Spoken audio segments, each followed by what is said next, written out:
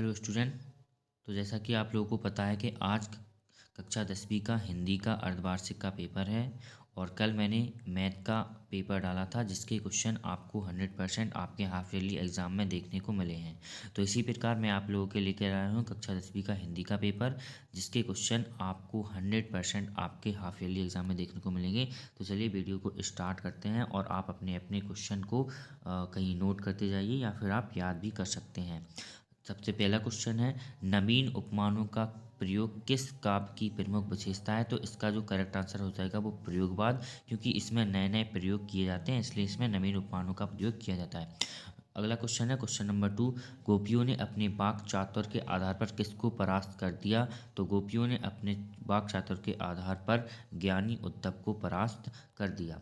अगला क्वेश्चन है question number 3, लय तो गति मात्रा एवं चरण से युक्त रचना को क्या कहते हैं। तो इसका करेक्ट आंसर हो जाएगा छंद, क्योंकि वही लय तो गति की से चरणबद्ध रचना होती है। हर 15 दिन में कंपनी, अगला क्वेश्चन है क्वेश्चन नंबर 4, हर 15 दिन में कंपनी के काम से कस्बे से कौन गुजरते थे। तो कस्बे से कौन गुजरते थे, तो हालदार साहब इसका करेक्ट आंसर हो जाएगा, कस्बे से गुजरते थे। किस समास में दोनों पद प्रधान होते हैं। तो द्वंद्व समास में दोनों पद प्रधान होते हैं, आपको ध्यान रखना होगा। जैसे कि माता और पिता, तो यहाँ पर माता भी प्रधान है और पिता भी प्रधान है। भोलानाथ का असल नाम क्या था। तो जो भोलानाथ है उसका असल नाम तारकेश्वरवाद है। अगला क्वेश्चन है क्वेश्चन नंबर 2, जिसमें आपको रिक्त स्थानों की पूर्ति करनी है। तो सबसे पहला क्वेश्चन है, राम लक्ष्मण परशुराम संवाद रामचरितमानस के डॉट डॉट से लिया गया था। तो यह करेक्ट आंसर का बालकांड से लिया गया था। अभिनय तत्व की प्रधानता होती है। तो अभिनय तत्व दृश्य की प्रधानता होती है। किसकी प्रधानता होती है, दृश्य की, क्योंकि जो लोग अभिनय करते हैं उसमें दृश्य दिखाया जाता है। क्वेश्चन नंबर 3 है, डॉट डॉट छंद के प्रत्येक चरण में 16-16 मात्राएं होती हैं। तो चौपाई छंद में 16-16 मात्राएं होती हैं, जबकि जो दोहा है उसके पहले और तीसरे में 13-13 मात्राएं होती हैं और दूसरे और चौथे में 11-11 मात्राएं होती हैं। अगला क्वेश्चन है, लखनऊ को नवाबों का डॉट डॉट कहा जाता है। तो लखनऊ एक शहर है, तो इसका करेक्ट आंसर उसका शहर। अगला क्वेश्चन है, दो निकटतम स्वरों के मेल से जो परिवर्तन होता है उसे संधि कहते हैं। तो यहाँ पर स्वर की बात करिए तो यहाँ पर करेक्ट आंसर स्वर संधि हो जाएगा। अगला क्वेश्चन है क्वेश्चन नंबर 6, कटाव में बर्फ से ढके पहाड़ सोने की भांति चमक रहे थे। इसका करेक्ट आंसर हो जाएगा सोने की भांति चमक रहे थे। अगला क्वेश्चन है क्वेश्चन नंबर 3, जिसमें आपको सत बताना है। तो बादल निराला का प्रिय विषय है। तो ये बिल्कुल करेक्ट हो जाएगा। जहाँ अलौकिक आश्चर्य का भाव उत्पन्न होता है वहाँ अद्भुत रस होता है। तो ये बिल्कुल भी करेक्ट हो जाएगा। लखनवी अंदाज पाठ की शैली निबंधात्मक है। तो ये असत्य हो जाएगा। बिस्मिल्लाह खां उस्ताद पैगंबर बख्श शाह और मिट्ठन के बड़े साहब जादे थे। तो ये भी बिल्कुल गलत हो जाएगा। गागर में सागर भरना थोड़े अर्थ थोड़े में अधिक कहना है। तो ये बिल्कुल करेक्ट हो जाएगा। अज्ञे ने हिरोशिमा कविता लिखी थी। तो ये भी बिल्कुल करेक्ट हो जाएगा। तो अगले क्वेश्चन पर आते हैं, क्वेश्चन नंबर 4, जिसमें आपको सही जोड़ी का मिलान करना है। तो आप देखिए, भोली आत्मकथा, तो ये यह एक आत्मकथा है। उसके हम देखेंगे अप्रस्तुत कथन से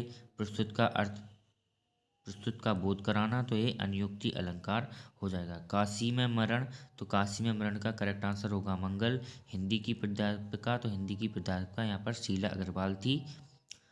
आगे देखेंगे बाज के प्रकार, तो बाज के प्रकार 3 होते हैं। पहाड़, तो पहाड़ का जो पर्यायवाची है वो गंतोक होता है।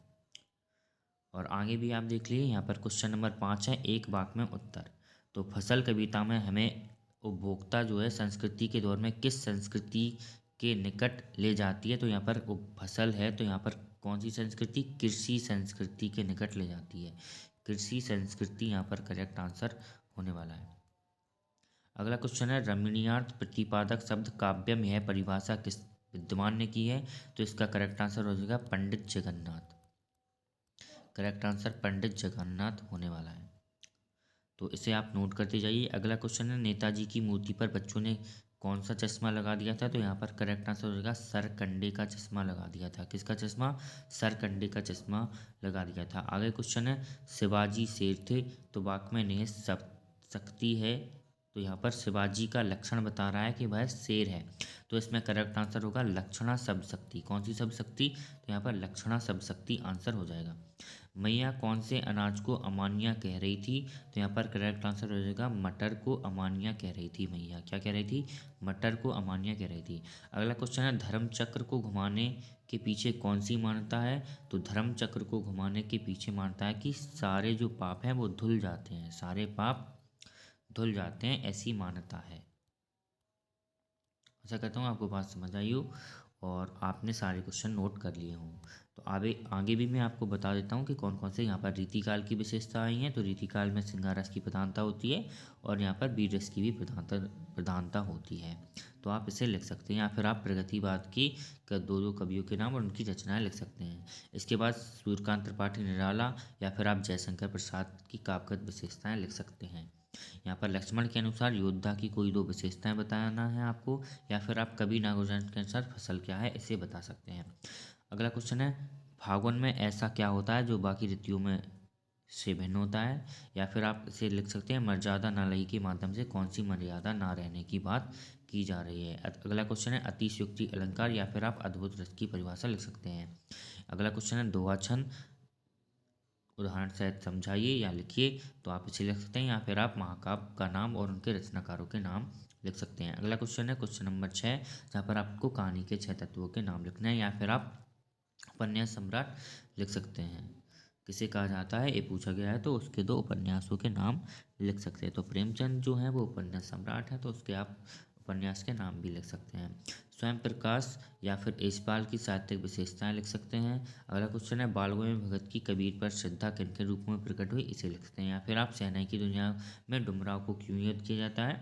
तो वहाँ पर क्योंकि यह बिस्मिल्लाह खान की जन्म, इसलिए डुमराव को याद किया जाता है। अगला क्वेश्चन है, हालदार साहब कौन सी बात पर भावुक उठ उठे, तो ये बात आप लिख सकते हैं।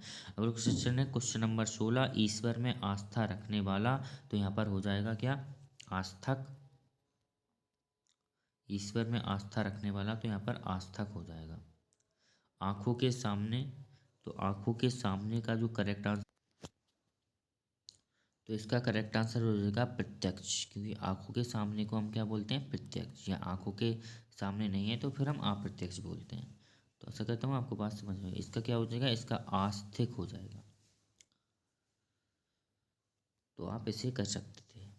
आगे क्वेश्चन नंबर 17, भोलानाथ और उसके साथी किसी दूल्हे के आगे आगे जाती हुई ओहारदार पालकी को देखकर क्यों चिल्लाते थे? तो ये सारे क्वेश्चन आपको याद करने होंगे, तभी आप लिख सकते हैं। इसमें आप संदर्भ पृष्ठक व्याख्या लिख सकते हैं, जैसे कि यह है तुम्हारी यह दंत मुस्कान है, तो दंत मुस्कान पाठ से ली गई है, जिसे आप पढ़ सकते हैं।